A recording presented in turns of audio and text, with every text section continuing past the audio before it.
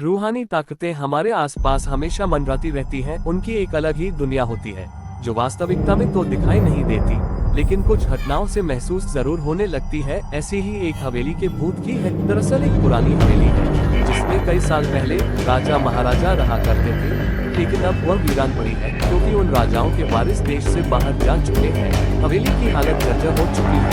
अब उसे मरम्मत की जरूरत है। इसके लिए शासन के नोटिस के अनुसार संपत्ति के मालिक को सूचित किया जाता है। कुछ दिनों में पूर्व राजाओं के वारिस में से एक लड़की हवेली में अपने बच्चे के साथ दाखिल होती है जो उस जमाने के राजा के नाते थी।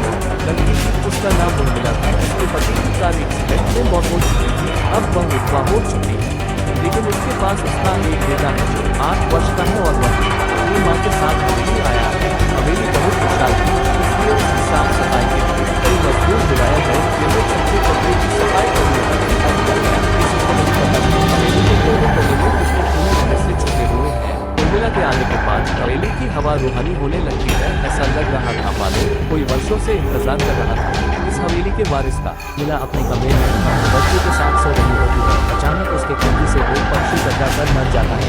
ये घटना असामान्य पक्षी टकराते हैं। उर्मिला की नींद टूट जाती है और जब वह लाइट जलाकर देखती है तो घर से चीखने लगी होती है। उस कमरे की खिड़की से एक पक्षी फंसा हुआ था और उसके शरीर से फर्श पर गिर रही थी। नजारा इतना भयानक था, वह अपने बच्चे को उठाना नहीं चाहती थी, लेकिन उर्मिला हिम्मत करके उस पक्षी को खिड़की से बाहर फेंक देती है। लेकिन इसके बाद उसे रात भर नींद नहीं आती है और सुबह तक जागती रहती है। दरअसल वह जानना चाहती है कि किसी की शरारत क्यों नहीं सुबह हो गई। वो अपने काम कर रही है। रात को मेरे कमरे में ये पक्षी आता है।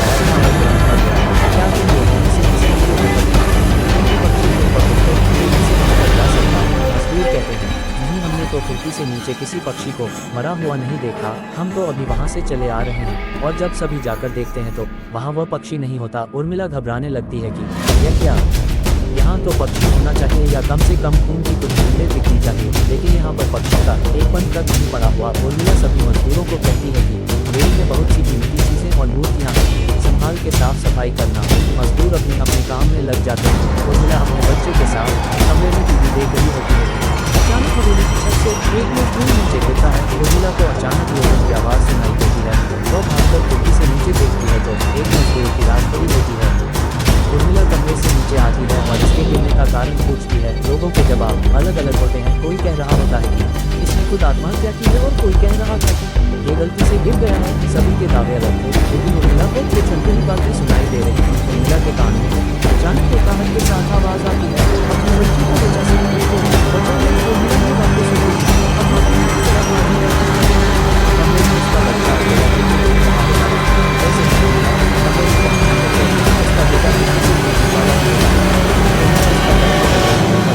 से लटक जाता है। उर्मिला पूरी ताकत से उसे ऊपर खींचती है, लेकिन बच्चा फिर भी कूदने की जिद कर रहा होता है। उर्मिला किसी कदर अपने बच्चे को काबू में करती है और कमरे के बाहर आ जाती है और वह मजदूरों से पूछती है, बताओ क्या है इस हवेली में, क्योंकि ये बच्चा तो ऐसा नहीं कर सकता और अभी यह सब जो हो रहा है कुछ अलग ही चल रहा है। तभी एक बूढ़ा मजदूर उर्मिला से कहता है, बेटी ज्यादा जानना हो तो अपने पूर्वजों की कहानी पढ़ो, तभी तुम्हें इस हवेली का इतिहास पता चलेगा। इस हवेली की कहानी की किताब इसी गांव के सरपंच के घर में रखी होती है जो कि बहुत साल पहले मर चुके थे, लेकिन अब भी उनके बेटों के पास वह किताब मौजूद थी। उर्मिला सरपंच के घर पहुंचती है और किताब ले लेती है। किताब पढ़ते ही उसे पता चलता है कि इस हवेली में एक नौकर नौकरानी भी थे जिनके बीच में बहुत प्यार था और बहुत एक सालों से हवेली की सेवा कर रहे थे।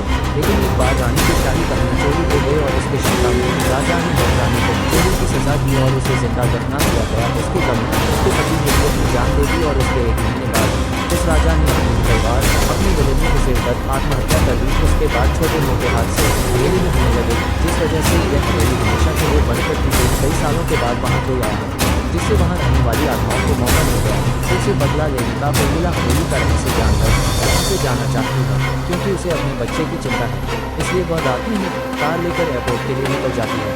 अचानक रास्ते में उसकी कार का एक्सीडेंट हो जाता है और कार पलटकर उल्टा हो जाती है, लेकिन दोनों को कोई नुकसान नहीं होता।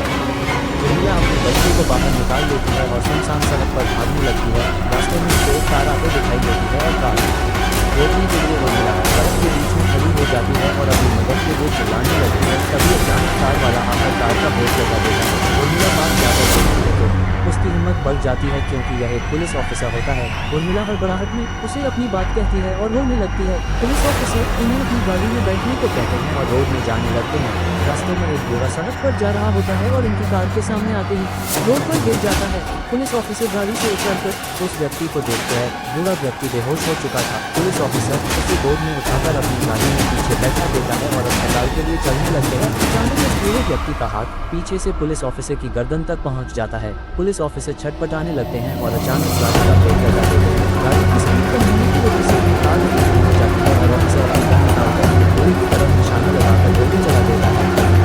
बूढ़े की सर में गोली लगने से उसकी जान हो जाती है। उर्मिला और पुलिस ऑफिसर दोनों सामने से देखते हैं। यह कोई भूल का नहीं को देखते हैं। उर्मिला अपने बच्चों को लेकर बाहर निकल जाती है और इसे पुलिस ऑफिसर धूप की वजह से अपने आप को छुड़ाने में कामयाब हो जाते हैं। पुलिस ऑफिसर को बाहर निकलते ही तीनों बाहर रोड से भागने लगते हैं और कुछ देर भागते हुए उन्हें सड़क के किनारे जगमगाती लाइट्स दिख रही होती है। पुलिस ऑफिसर उर्मिला से कहते हैं कि मैडम यह एयरपोर्ट है, जल्दी चलिए। उर्मिला अपने बच्चों को लेकर एयरपोर्ट के अंदर पहुंच जाती है। एयरपोर्ट पहुंचते ही उर्मिला की जान में जान आ जाती है क्योंकि पुलिस ऑफिसर की बहादुरी की वजह से उसके बच्चे की जान बच गई थी। लेकिन हवेली में भूतिया ताकतों का आधिपत्य अभी तक बना है और इसी के साथ खूंखार भूतिया कहानी खत्म हो जाती है।